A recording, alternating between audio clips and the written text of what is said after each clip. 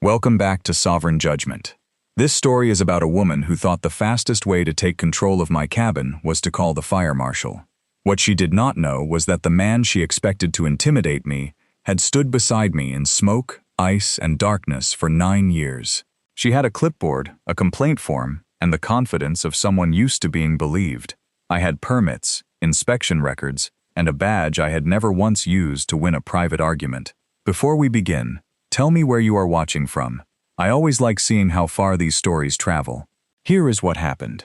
The gravel in my driveway was still wet from the morning rain when Deputy Fire Marshal Nolan Price stepped out of his county truck and looked at me with the kind of expression a man wears when he already knows the paperwork is going to be ugly. Behind him, standing near the split-rail fence with her phone raised, was Lorraine Mercer. She was president of the Willow Bend Property Association, though my cabin sat outside Willow Bend by 1.7 acres and one recorded boundary line that had been filed before the subdivision existed. She wore a white quilted vest, pearl earrings, and a red scarf knotted tight under her chin, even though the air was warm enough to smell pine sap rising from the porch boards. Nolan held the complaint in one hand. I could see the county seal at the top. I could also see, from 10 feet away, the attachment she had submitted with it. A photograph of my wood stove pipe, circled in red. A claim that my cabin had no fire clearance. A claim that I was operating an illegal short-term rental. A claim that my property posed an imminent hazard to the Willow Bend community. Lorraine smiled when Nolan looked at the cabin. Then Nolan looked at me. For half a second, his face changed. Not much, just enough. Because Lorraine Mercer had called the fire marshal on my cabin, she did not know I was his captain. To understand why that mattered, you have to go back to the first notice she ever taped to my gate. My name is Daniel Mercer. No relation to Lorraine, though she tried to imply otherwise later when she wanted people to believe this was a family dispute instead of a jurisdictional one. I was 48 years old when this happened, and for 22 of those years I had served with the Cedar Hollow Fire Protection District. I started as a volunteer at 19, when my father was still alive and my knees did not make noise on cold mornings. By the time Lorraine stepped onto my property, I was captain of Station 3, responsible for 12 firefighters, 2 engines, 1 brush truck, and a rescue boat we used on Blackwater Lake when tourists misjudged the wind. My job trained me to document everything, not because I was suspicious by nature, because fire does not care about memory. It cares about fuel load, clearances, ignition points, wind direction, response time, and whether someone bothered to write down what happened before everything turned black. That habit followed me home. Every permit for my cabin was kept in a green metal filing cabinet in the mudroom. Every receipt for treated lumber, chimney sections, gravel, culvert pipe, roofing screws, and fire-resistant exterior stain was scanned and backed up twice. I had photographs of each wall, before insulation covered the wiring. I had time-stamped videos of the stove installation, the trench depth for the propane line, and the final inspection tag, still tied to the shutoff valve with blue wire. The cabin itself sat on 6.4 acres in Alder County, outside the fictional town of Briar Glen. My father bought the land in 1986 for $18,700 after working 31 years at the Kerrigan Mill. Back then, Willow Bend did not exist. It was just second-growth pine, an old logging road, and a shallow creek that turned copper after heavy rain. He built the first version of the cabin by hand. Not the whole thing. Just a 12 by 16 hunting shed with a tin roof, a barrel stove, and a porch that leaned slightly downhill because he refused to admit he needed reading glasses. My mother hated that shed. Then, after he died, she kept one of his flannel shirts hanging on a peg inside it for 12 years. When she passed in 2019, the property came to me. I did not tear the shed down. I built around it. I pulled permits, hired licensed trades, and kept the original back wall exposed inside the new cabin, so the rough-cut boards my father had nailed up were still visible behind the dining table. That wall was why I never considered selling. It was why the land mattered. The cabin was not a luxury project. It was a record of my family staying put. Willow Bend came later. The subdivision wrapped around the north and east sides of my property, like someone had poured expensive asphalt around a stone they could not move. 42 homes. 2 ponds, decorative street lamps, and an entrance sign made of fake fieldstone that said Willow Bend Estates in bronze letters. The developer, Fairmark Communities LLC, had tried to buy my land in 2018. They offered $92,000. My mother was still alive then. She told their representative, a man named Paul Reddick, that if he wanted the cabin, he would have to come back with my father's signature. He did not come back. The subdivision was built anyway, with my land excluded by metes and bounds. My driveway remained private. My parcel remained unrestricted. My mailbox stayed on Old Quarry Road, not inside their decorative entrance. I paid no HOA dues, used no HOA roads, and had no right to their amenities. That arrangement worked for almost 3 years. Then Lorraine Mercer moved in. Her house was Lot 18, a 2-story gray colonial with black shutters and a 3-car garage she kept empty because, according to 3 different neighbors, vehicles in driveways made the neighborhood look transitional. She became HOA president in her 2nd year after campaigning on what she called standards restoration. She was the kind of person who spoke slowly when she thought she had authority. The first time I met her, she arrived at my gate on a Saturday morning at 8:12 a.m.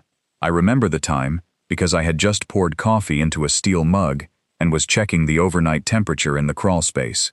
The air smelled like damp leaves and chimney ash. I heard tires on gravel, then 3 quick knocks on the cedar post beside my gate. When I walked down the drive, Lorraine was standing beside a white Lexus SUV with a laminated folder under one arm. She smiled without warmth. "Mr. Mercer," she said, "I'm Lorraine Mercer, president of the Willow Bend Property Association." I nodded. "I know who you are." That seemed to please her. She pulled a paper from the folder and held it out like a citation. "This is a courtesy notice," she said. "Your cabin and surrounding grounds are not in visual harmony with the adjoining community standards." I looked at the paper but did not take it. The header said Willow Bend Property Association Compliance Division. There was no compliance division.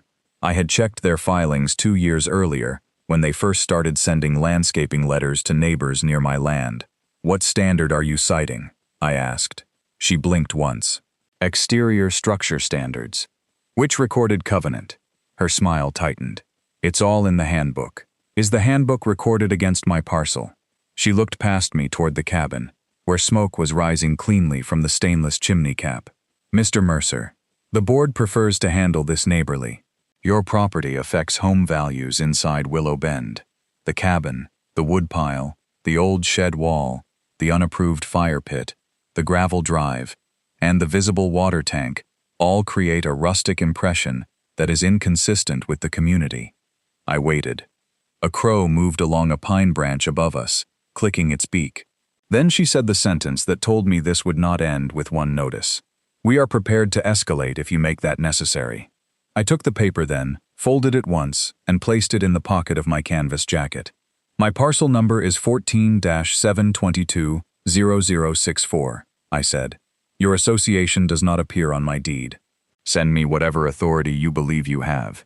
She looked at me for a long moment. Then she said, "You will find that Willow Bend has more influence in this county than you think." I did not answer.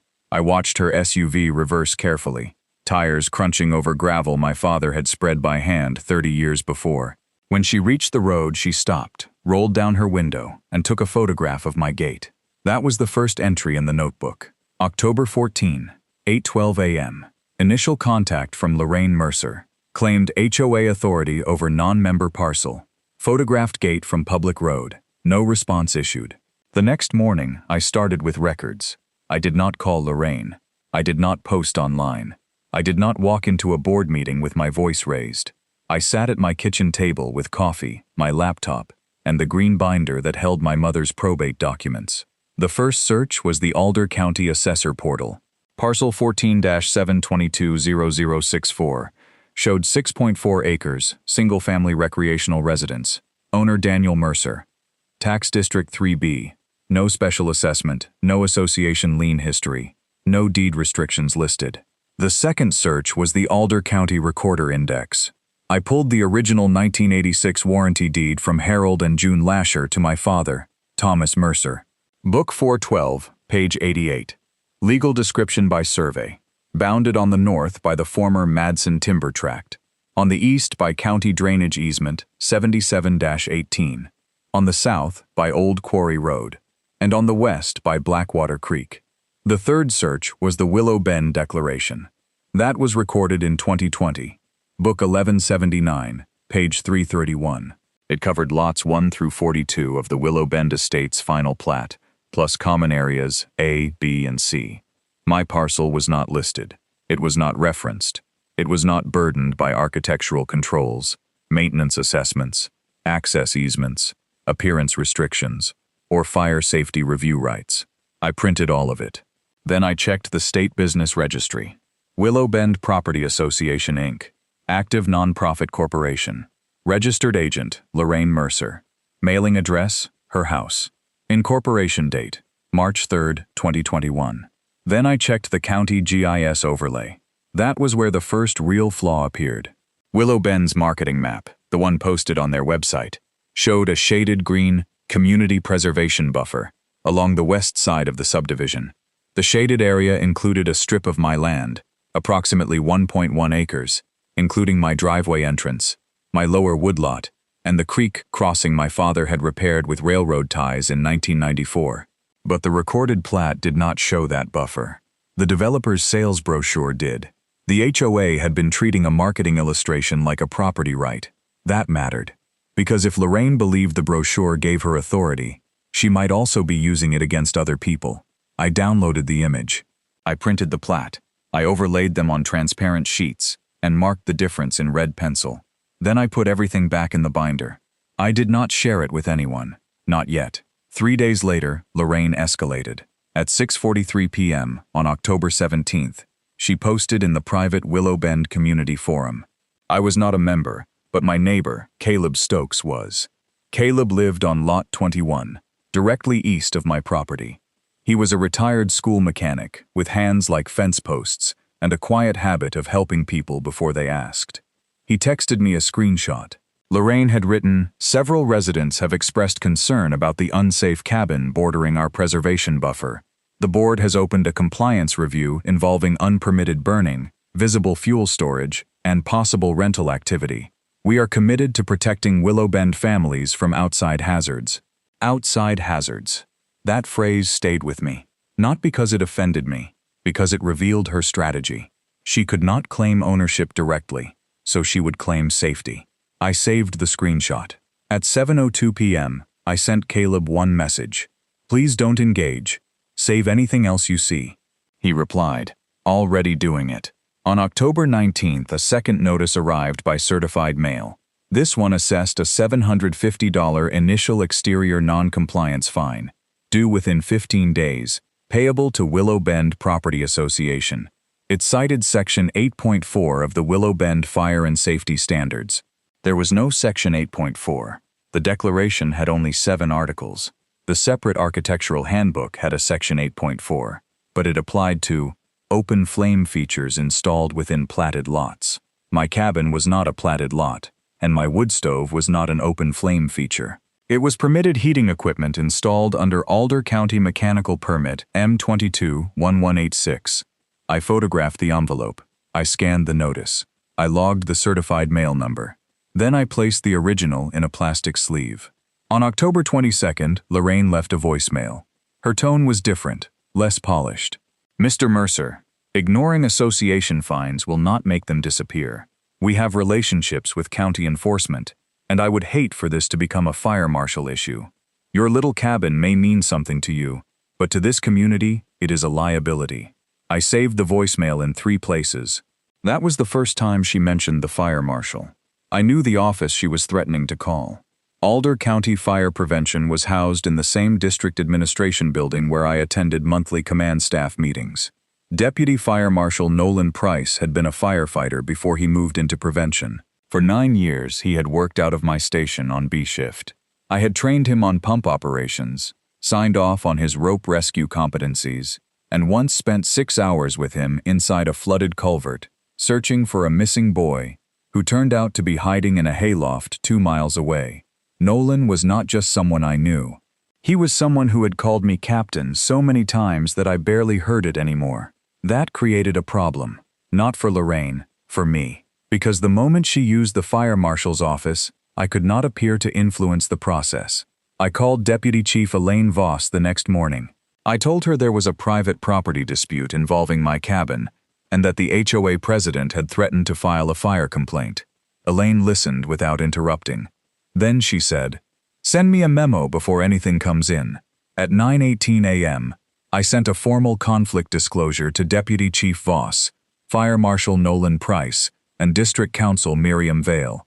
Subject line: Potential fire prevention complaint, involving personal property of Captain Daniel Mercer. The memo stated that if any complaint was filed involving my parcel, I was requesting no informal review, no courtesy handling, and no inspection by anyone directly under my command, unless district policy required initial contact. I also requested that any findings be independently reviewed by an outside fire official from neighboring Grayland County. That memo was the most important document I wrote in the whole case, because patience is not just waiting. Patience is removing every excuse before the other person reaches for it. Lorraine reached for it 8 days later. On October 30th at 10:06 a.m., Alder County Fire Prevention received an online complaint through Form FP12. Complainant: Lorraine Mercer. Affiliation: Willow Bend Property Association President. Complaint category: Imminent fire hazard. Description: Unpermitted cabin with illegal wood stove. Blocked emergency access. Excessive combustible storage. Unlawful rental occupancy. Open burning. And hazardous vegetation threatening 42 homes in Willow Bend Estates. Attachments: 6 photographs. 2 were taken from Old Quarry Road. 1 was taken from Caleb Stokes's backyard without his permission. 3 were cropped screenshots from my old cabin renovation posts, taken from a public woodworking forum, dated before the final inspection. 1 photo showed exposed studs and a chimney chase before fire blocking was installed. Lorraine submitted it as current evidence. That was her mistake. Not her only one, but the first one, with legal consequences attached. Nolan called me at 10:44 a.m. I let it go to voicemail. Then I called Deputy Chief Voss and asked how she wanted me to proceed. She said, "You can answer factual scheduling questions. Nothing else. I'm assigning Nolan for intake only and requesting Grayland County for final review." At 11:12 a.m., I returned Nolan's call. He answered in the same formal tone he used on recorded lines. "Captain Mercer, I have received a complaint involving your property," I said. "Understood. I'm required to conduct an exterior access and hazard review within 5 business days." "Understood. Because of your role with the district, Deputy Chief Voss has requested outside review. That is appropriate." There was a pause. Then his voice softened by half a degree. "I'm sorry, Cap. I looked out the kitchen window at the old shed wall inside the cabin, sunlight resting on the rough boards my father had cut. 'Do it clean,' I said. 'Yes, sir.' When he came to the property 2 days later, Lorraine came too. No one invited her. She parked on the shoulder of Old Quarry Road at 8:53 a.m., 7 minutes before the scheduled inspection. She wore the same white vest, a different scarf, and carried a leather portfolio thick enough to suggest confidence. Caleb texted me from his back porch. "She's here filming," I replied. "Let her." Nolan arrived at 9 o'clock exactly. Behind him was Fire Inspector Mara Bell from Grayland County. I had never met her. That was good. She stepped out of her truck wearing a navy jacket, gray braid tucked under her collar, and an expression that suggested she had spent 20 years disappointing people who exaggerated hazards. I opened the gate before they reached it. "Captain Mercer," Nolan said. Lorraine's phone lowered slightly. It was the first crack in her expression. Not fear. Confusion. Nolan seemed to realize what he had said, but he did not correct it. He continued, "Per district policy, Inspector Bell will conduct the independent review. I'll observe and document intake." Lorraine took 2 steps forward. "Captain?" she said. Nolan looked at her. "Yes, ma'am. Captain Daniel Mercer commands Station 3. Her mouth opened, then closed. For the first time since I had met her, Lorraine Mercer had no prepared sentence. I did not enjoy it. That part matters. It would have been easy to feel triumphant, but I had spent enough time in emergency scenes to know that the worst mistakes happen when people start enjoying control. I handed Inspector Bell a folder. "Permits, inspection history, site plan, and conflict disclosure, I said. Originals are available inside if needed. She took the folder, weighed it in one hand, and nodded. Thank you. Lorraine recovered quickly. I hope this isn't going to become an internal favor, she said loudly enough for her phone to capture it. Inspector Bell turned to her. Mrs. Mercer, I am not employed by Alder County. I am here because Captain Mercer requested outside review before your complaint was received. That sentence did more damage than anything I could have said. Lorraine looked at me. I said nothing. The inspection took 1 hour and 18 minutes. Inspector Bell measured driveway width at 14 feet 8 inches, exceeding the 12-foot rural access minimum. She confirmed vertical clearance at the gate. She measured defensible space around the cabin, noting 41 feet of cleared fuel reduction on the east side, 62 feet on the north, and 38 feet downslope toward the creek. She inspected the woodpile, which sat 47 feet from the structure, under a metal roof. She reviewed the stove installation, chimney clearance, spark arrestor, fire extinguishers, smoke alarms, carbon monoxide detectors, propane shutoff, address marker reflectivity, and water source. Lorraine filmed from the road until Nolan told her she could not enter without my permission. She said, I represent the affected community. Nolan said, you are standing on a county shoulder. The inspection area is private property. At 10:21 a.m., Inspector Bell closed her clipboard. I'll issue the written report within 3 business days, she said. Lorraine stepped forward. What about the illegal rental? Inspector Bell looked at her. That is not a fire code violation, unless occupancy conditions create a hazard. I observed no such condition. What about the exposed studs? Inspector Bell opened the folder and removed one of Lorraine's submitted photographs. This image is dated May 4, 2022. The final inspection was approved August 16, 2022. Do you have current photographs showing this condition remains? Lorraine's face tightened. That was posted by him. That was not my question. The wind moved through the pines then, and the sound was dry and steady. Lorraine looked at Nolan. Nolan, surely you can see what is happening. He did not answer as Nolan. He answered as Deputy Fire Marshal Price. The complaint will be resolved based on evidence.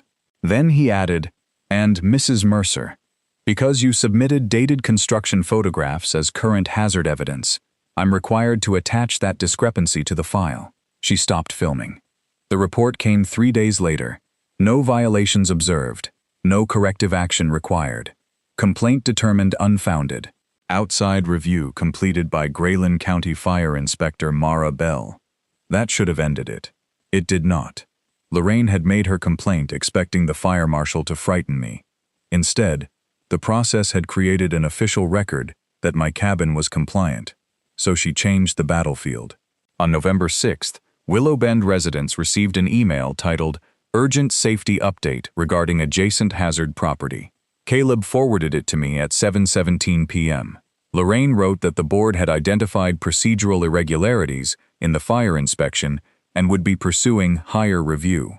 She did not mention that I had requested the outside review myself. She did not mention that her own photographs were outdated. She did not mention that my parcel was outside the HOA. Instead, she attached a new document, a Notice of Emergency Special Assessment. Each Willow Bend homeowner was being charged $385 to fund legal and safety actions necessary to compel remediation of the adjacent hazard parcel. 42 homes, $16,170. Now she was taking money from people. That changed my next step. I called attorney Grace Hollander the following morning. Grace practiced property and association law in the fictional city of Larkspur Falls. She was 63, direct, and had the rare attorney habit of answering exactly the question asked, before explaining the question you should have asked instead. I sent her everything. The notices, the false fine, the voicemail, the community posts, the fire complaint, the inspection report, the special assessment, the marketing map overlay, the recorded plat. Grace called me after reviewing it for 4 hours. Her first words were, "How patient do you want to be?" "As patient as necessary," I said. "Good," she said, because she has now created 3 separate problems for herself. I wrote them down as she spoke. First, Willow Bend had no authority over my parcel and had issued a fine anyway. Second, Lorraine had used a non-recorded marketing buffer to imply property rights that did not exist. Third, the board had assessed homeowners for legal action based on a hazard claim already determined unfounded by independent inspection. Then I asked the decisive question: if this goes public, does my position as fire captain weaken the case? Grace paused. It strengthens it if you keep doing what you already did. Disclose the conflict. Use outside review. Do not direct Nolan. Do not access internal complaint systems. Do not threaten anyone with your title. Let their own documents show they knew who you were and kept going anyway. That became the legal foundation. Over the next 10 days, we built the package. Grace obtained certified copies of the deeds, the plat, the declaration, and my inspection records. She sent a preservation letter to Willow Bend Property Association demanding that they retain emails, board minutes, financial records, assessment records, social media posts, complaint drafts, and all communications mentioning my parcel. I hired Eastline Survey Group to update the boundary markers.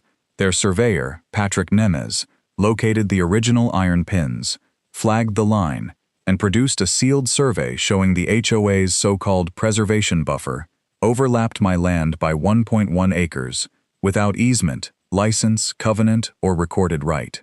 I hired Emberstone Chimney and Mechanical to perform a second independent stove inspection. Their report confirmed all clearances exceeded manufacturer requirements and Alder County Code.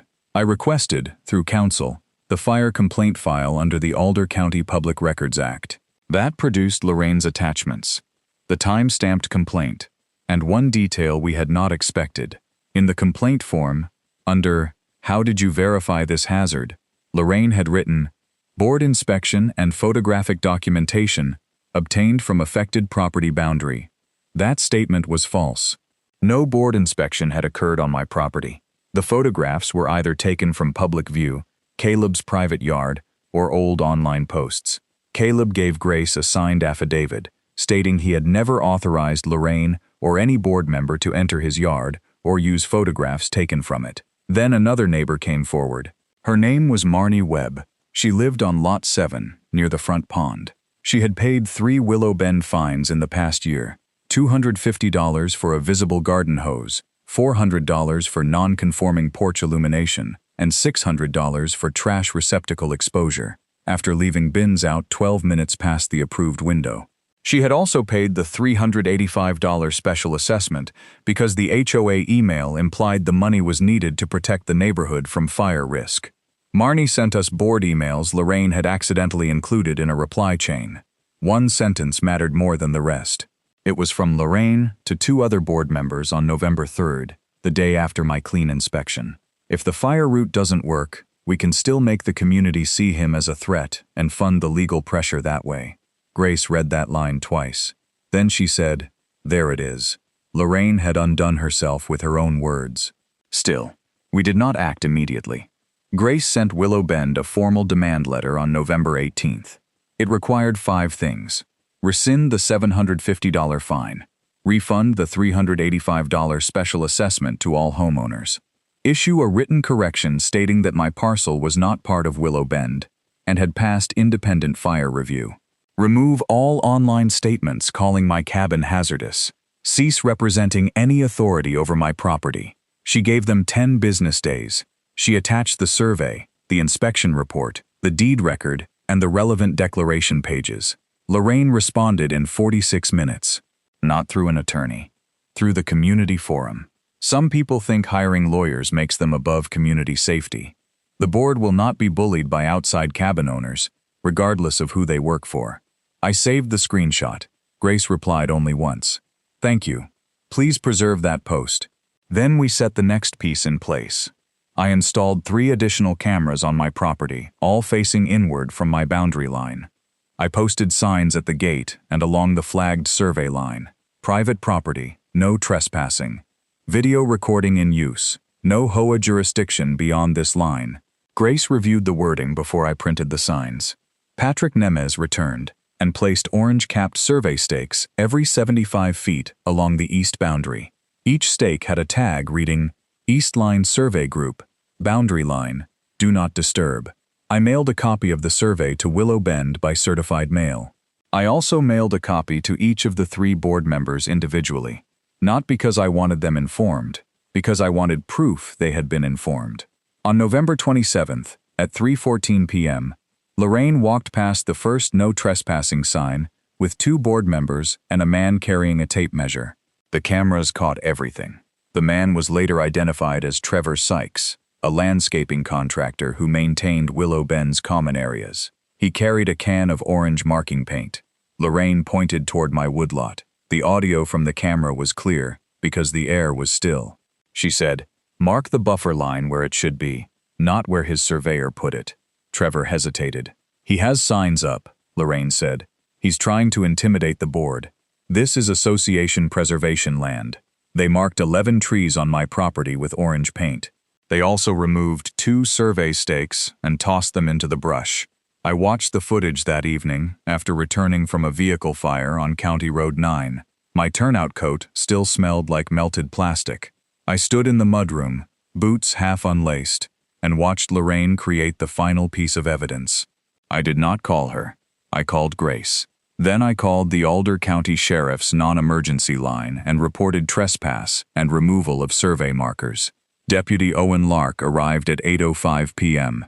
He took the report, photographed the missing stakes, and accepted a thumb drive with the footage. "Do you want them charged?" he asked. "I want it documented," I said. "Council will decide the rest." He nodded. "That's usually smarter." The decisive move happened on December 4th. Not because I chose that day for drama, because that was the first date the licensed fencing contractor had available after the survey was recorded and the sheriff's report was filed. At 7:30 a.m., Cedar Post Fencing arrived with 2 trucks, 1 skid steer, 68 steel posts, and 412 feet of black agricultural wire fencing. I had pulled no permit because Alder County did not require one for agricultural boundary fencing under 6 feet. But Grace had still confirmed that in writing with the county zoning office. The fence was not decorative, it was not aggressive. It was a lawful boundary fence along the east line of my parcel, set 6 inches inside my property, exactly where Eastline Survey Group had marked it. At 8:04 a.m., Lorraine arrived. She parked crooked on Old Quarry Road and got out before her engine stopped ticking. "What do you think you're doing?" she called. I was standing beside Patrick Nemez, who had returned to verify placement. I said, "Installing a boundary fence. You cannot fence association buffer land." Patrick looked up from his survey tablet. "This is not association land." Lorraine pointed at him. "You work for him," Patrick said. "I work from recorded instruments." By 8:22, Caleb Stokes had come outside. Marnie Webb arrived 10 minutes later and stood near the shoulder with her arms folded. 2 other Willow Bend residents followed. Then 3 more. People always notice when a fence goes up where they were told no boundary existed. Lorraine began calling people, first the sheriff, then the county zoning office. Then, at 8:41 a.m., she called fire prevention again. I know, because Nolan Price arrived at 9:17. He did not come alone. Deputy Chief Elaine Voss came with him. That was the moment Lorraine believed she had finally forced the authority she wanted onto the scene. She walked toward Nolan with her portfolio open. "Deputy Marshal Price, this fence blocks emergency access to Willow Bend's preservation buffer and creates a severe fire hazard." Nolan looked at the fence, then at the survey stakes, then at me. He did not smile. He did not need to.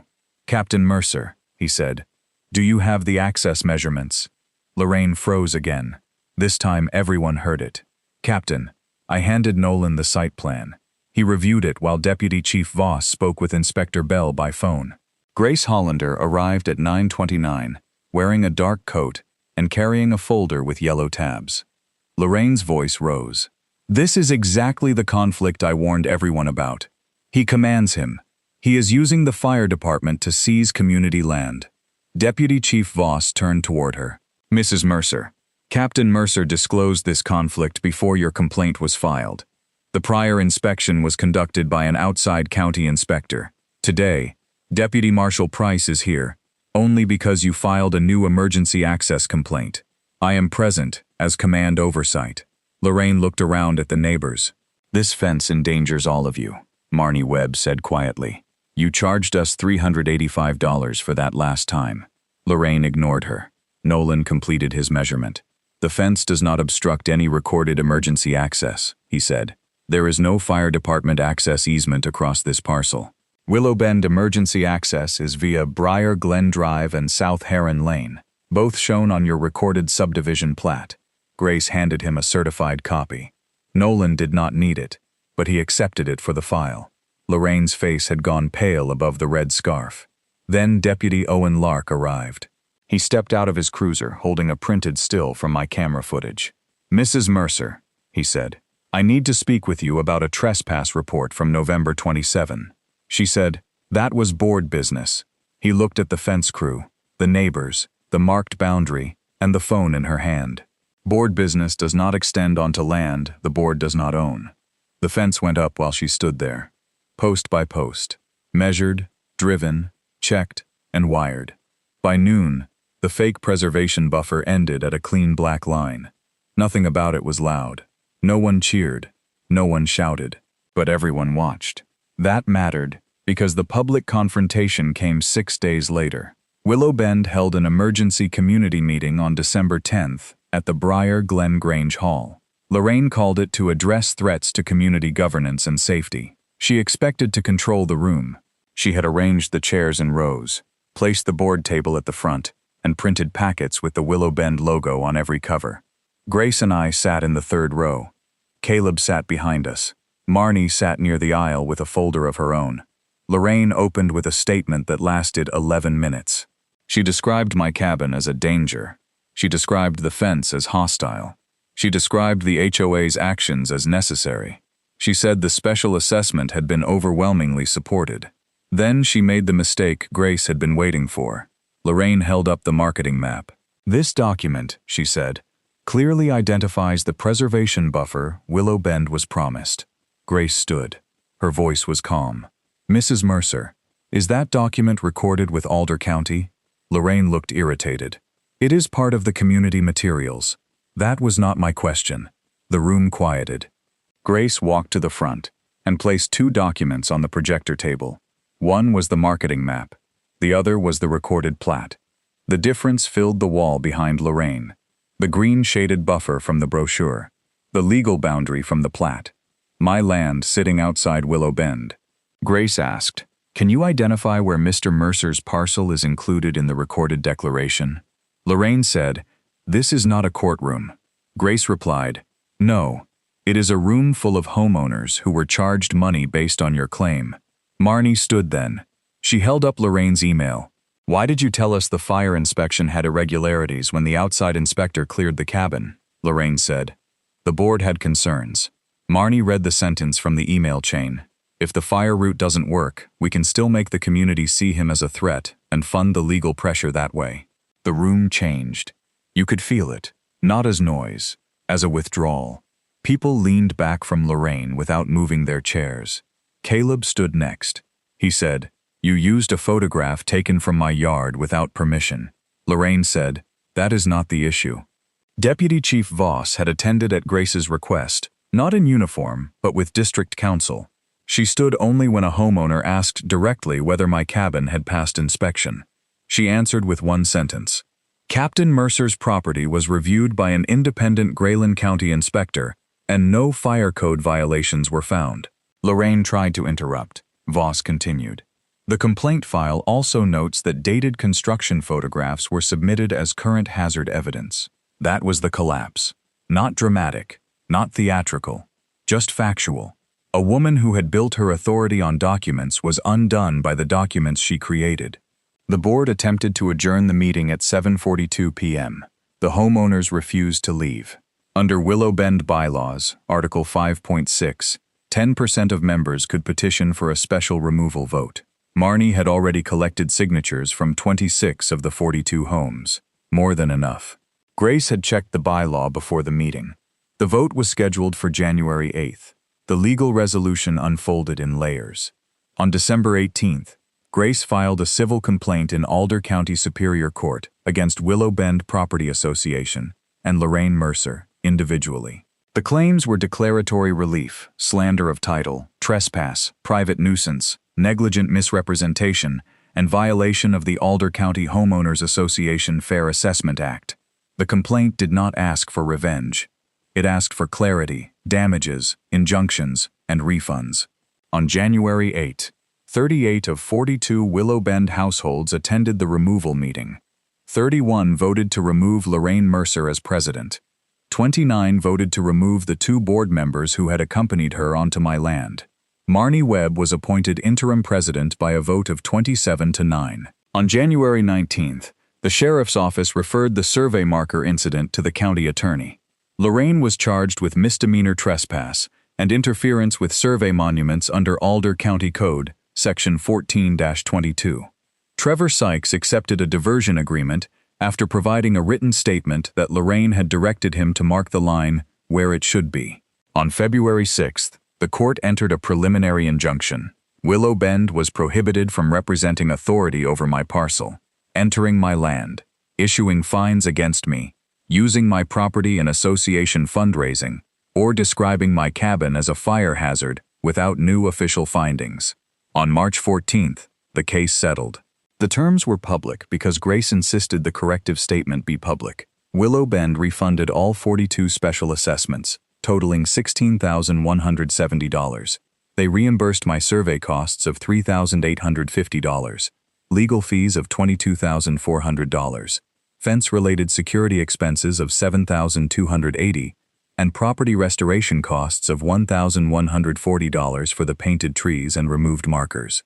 Lorraine personally paid $12,500 toward the settlement under the individual claims. The HOA's insurance carrier declined coverage for part of the claim because the board had continued after receiving the November 18 demand letter and because Lorraine's email showed intentional misrepresentation. That part hurt Willow Bend more than anything. Insurance does not like a paper trail showing someone was warned and continued anyway. On March 22nd, Lorraine pleaded no contest to trespass. The survey marker charge was dismissed under the plea agreement. She paid a $1,000 fine, completed 40 hours of community service, and was ordered to have no contact with me or my property for 1 year. Her house went on the market in April. I did not watch the listing. Caleb told me anyway. People always tell you the things you are trying not to look at. The new Willow Bend board recorded a formal clarification with Alder County stating that the association claimed no interest in parcel 14-7-22-0064. They also amended their website, removing the old marketing map and replacing it with the recorded plat. Marnie sent me a copy of the refund check she received. She had written one sentence on a sticky note. First money they ever gave back. I kept that note in the green filing cabinet. The fence is still there. Not as a warning, as a line. There is a difference. The first morning after the settlement became final, I went to the cabin before sunrise. The air was cold enough that my breath showed in the porch light. The pines were still black against the sky, and the creek below the drive made that low, glassy sound it makes when the water is running over flat stone. I made coffee on the stove and sat at the table facing the old shed wall. My father's boards were uneven. One still had a bent nail he had hammered sideways and never bothered to pull. For months, Lorraine had tried to turn that place into a hazard, a talking point, a line item on a special assessment. She had tried to make my home into something the neighborhood had to be protected from. In the end, the official record said what had always been true. The cabin was lawful. The land was mine. The boundary was real. And the authority she tried to borrow was never hers. The strangest part was how little victory felt like celebration. It felt like quiet. It felt like walking the fence line at 6:20 a.m., with wet grass against my boots, checking each post, and hearing nothing from the other side. Caleb came by later with a thermos and 2 biscuits wrapped in foil. He did not say much. He leaned on the gate and looked at the fence. "Your dad would have liked that line," he said.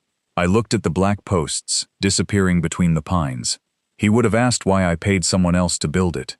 Caleb laughed once. Then we stood there, listening to the creek. That was enough. There are 4 lessons I took from what happened. If someone claims authority over your property, ask for the recorded instrument. Not a handbook, not a brochure, not a map from a sales packet. Recorded authority has a book, page, parcel, signature, and legal description. When a conflict involves your profession, disclose it before your opponent can weaponize it. My memo to command did not protect my pride. It protected the integrity of every inspection that came after it. False safety claims are still claims. Save the complaint, the attachments, the timestamps, and the inspection results. Lorraine's fire complaint did not hurt me because the evidence showed exactly how she built it. Never interrupt someone who is creating your record for you. The fine, the forum posts, the special assessment, the outdated photographs, the email chain, and the trespass footage all came from Lorraine's side. I only preserved them. The cabin is still there. The stove still drafts clean. The old wall still holds the marks of my father's hands. And when the wind moves through the pines along the fence line, it does not sound like victory. It sounds like something that finally belongs to itself again. If you have thoughts about this story, put them in the comments. And if you want more calm, documented, legally satisfying stories like this, like the video, and subscribe to Sovereign Judgment. More stories are coming.